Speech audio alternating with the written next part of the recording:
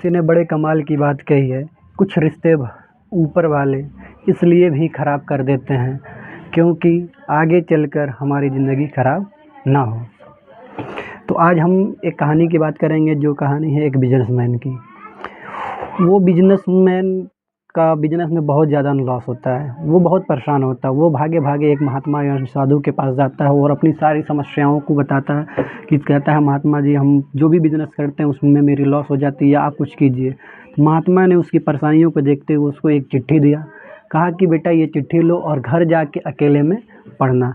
वो बिजनेसमैन भागे भागे अपने घर आया और अपने रूम में गया और जब इस चिट्ठी को खोलता है तो लिखा था, मेरे प्रिय, जब तुम सुबह उठते हो तो मैं तुम्हारे पास ही खड़ा होता हूँ। मुझे लगता है कि तुम मुझे याद करोगे, तुम मेरा ध्यान करोगे, लेकिन तुम नहीं करते हो।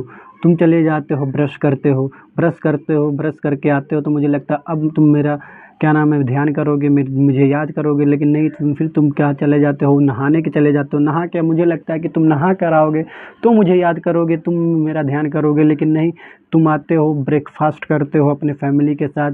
वहाँ पर मुझे लगता है कि ब्रेकफास्ट करोगे तो मुझे पूछोगे कि आप भी ब्रेकफास्ट कर लीजिए, लेकिन वहाँ पर भी तुम नहीं पूछते हो, खाते हो और चले जाते हो ऑफिस के लिए। जब तुम ऑफिस जाते हो तो तुम्हारे ऑफिस जाने के ट्रेन से जाते हो तो 15 मिनट लगते हैं। तो मुझे लगता है उस 15 मिनट खाली समय में तुम मुझे याद करोगे, तुम मुझसे बातें कहोगे, अपनी परेशानियों को बताओगे, लेकिन वहाँ पर भी तुम गेम खेलते हो फ़ोन में, मोबाइल में, और इधर उधर की बातें, जब तक तुम्हारा ऑफिस आ जाता है। जब तुम ऑफिस में काम करते हो, बहुत बिजी होते हो, तो मुझे लगता है कि इस समय तुम याद नहीं, लेकिन उस ऑफिस में भी तुम 15 मिनट टाइम निकालते हो, जिसको बोलते हैं टाइम फॉर मी। उसमें केवल अपने लिए समय। मुझे लगता है इस खाली समय में तुम मुझे याद करो, लेकिन तुम उस समय भी मुझे याद नहीं करते हो। मैं तुम्हारा इंतज़ार करता रह जाता हूँ। तुम अपने दिमागों में इधर उधर की बातें, दुनिया की बातें और परेशान रहते हो, लेकिन मुझे याद नहीं करते हो। शाम होता है, जब तुम ऑफिस से घर आते हो तो मुझे लगता है कि शाम का वक्त है, तुम मुझे से बात करोगे, लेकिन तुम उस समय भी मुझे याद नहीं करते हैं। जब तुम घर पे आते हो, घर पे आने के बाद तुम जब डिनर पे बैठते हो, मुझे लगता है कि अब मेरा ये जो बंदा है ये मुझे याद करेगा, लेकिन तुम फिर भी मुझे याद नहीं करते। डिनर करते हो अपने फैमिली के साथ खूब अच्छे से, और डिनर करके तुम जाते हो सोफे पे बैठ के टीवी ऑन करते हो।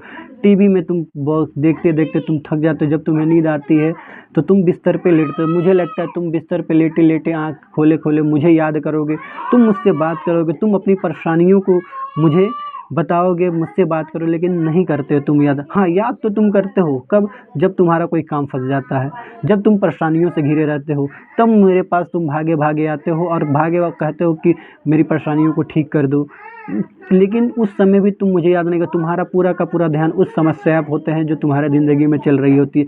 कैसे भी ये हो जाए, मैं यहाँ से चला जाऊँ। मैं तुमसे प्यार करता हूँ प्लीज़, तुम मुझे याद करो, मैं चाहता हूँ, लेकिन तुम मुझे याद नहीं करते हो। मैं तुम्हारा इंतज़ार करता हूँ, पूरा का पूरा दिन ख़त्म हो जाता है, फिर भी तुम मुझे याद नहीं करते हो। उस कहानी के लेटर में लास्ट में लिखा था, मैं तुम्हारा गॉड, ईश्वर, जो मानते हो वहाँ पर वो लिखा हुआ था। और वो जैसे ही वो बिजनेसमैन पढ़ता उसकी आंखों से आंसू बहने लगे, और वो भागा भागा महात्मा के पास गया और कहा, हे महात्मा जी, ये सभी परेशानियाँ मुझे इसी वजह से हो रही थी। महात्मा ने कहा कि बेटा, तुम याद करो ईश्वर को याद करोगे तो सारी चिंताएं, जो तुम परेशान रहते हो, ये चिंताएं कम हो जाएंगी, तुम्हारे ज़िंदगी में खुशियाँ बढ़ जाएंगी। तो हमें ये चाहिए कि कुछ वक्त अपने गॉड के लिए निकाल, उनसे बातें किया जाए। कहानी अच्छी लगी है तो इसको शेयर और सब्सक्राइब कीजिए मेरे चैनल को।